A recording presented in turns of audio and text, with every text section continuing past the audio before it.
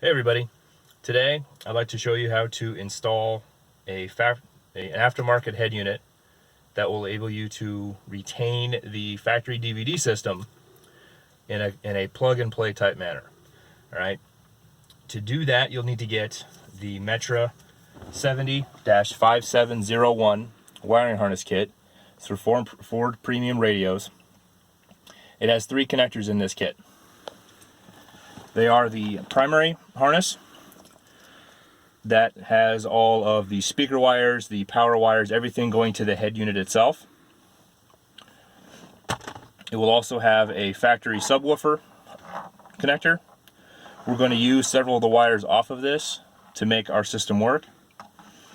And the last connector is this larger square one. This is the one that will actually plug into the factory DVD harness in the dash, which is this one right here.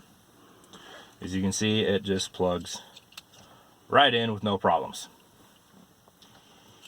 What we need to do is we need to repin this connector with the wires from the subwoofer harness. To do that is very simple. First, you need to remove the red plastic retention clip inside the harness, inside the connector. Use a flathead screwdriver, gently pry at it from both sides. You'll see it, you'll feel it pop up, push it all the way out, and that connector comes right out. Next, you'll need to remove the wires from the connector. It is very simple. I've taken this connector apart to demonstrate how to do it. You'll need to insert your same small flathead screwdriver down next to the pin. Grab this little locking tab, gently pry it up. That will unlock it and allow you to pull the pin right out.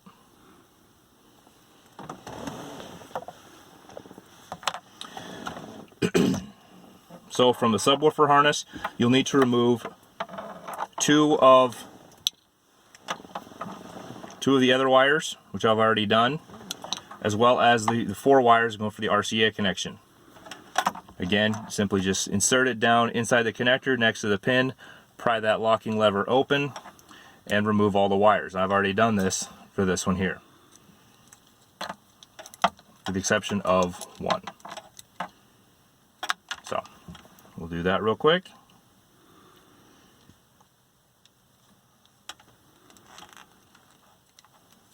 Very simple. Don't need this anymore. Now that we have our wires removed,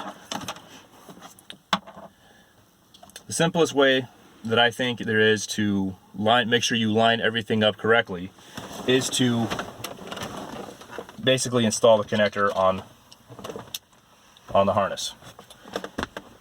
The first wire we're going to connect, if you look on the back side here, I pulled this open a little bit so you can see the wires better. This green wire with the black tracer, this is our primary, this is our 12 volt vehicle power.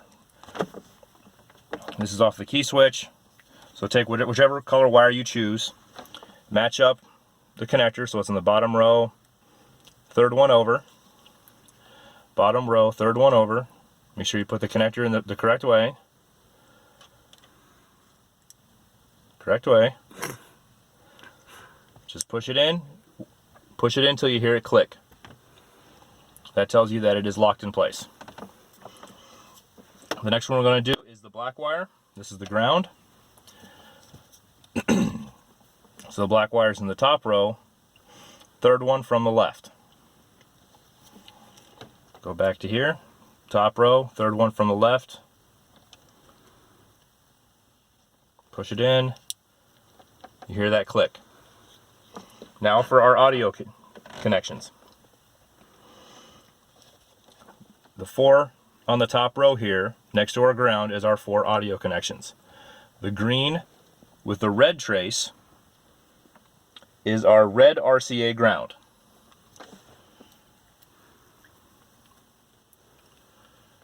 So we have our red RCA cable, black is the ground, red is the positive.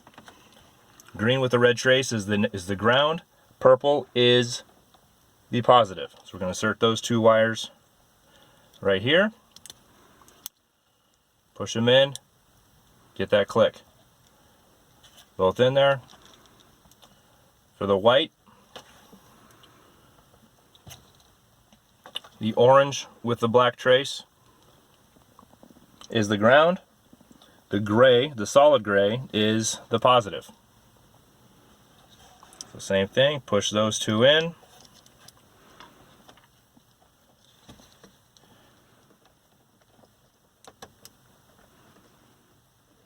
And we'll go ahead and make sure this is, pull this out a little bit.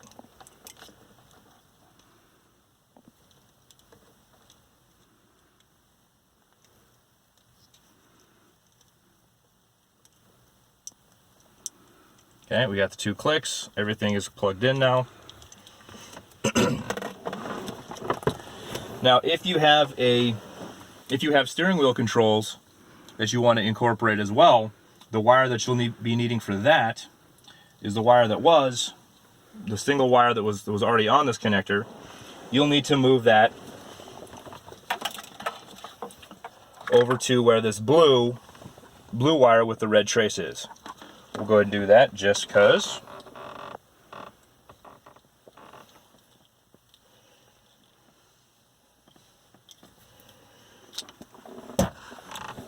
Again, just line it up, make sure you have it in the right spot.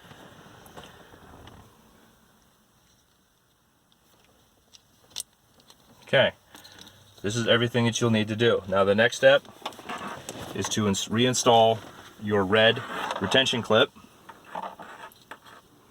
Make sure that it lines up on all the pins correctly. Everything is good, and just push it down into place until it clicks there. I'm going to go ahead and plug in the one that I've already done.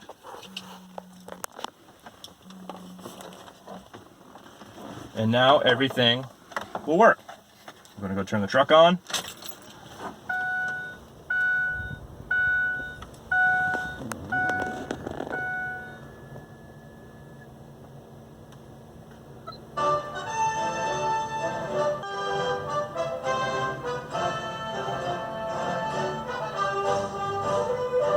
And as you can see, everything works fine.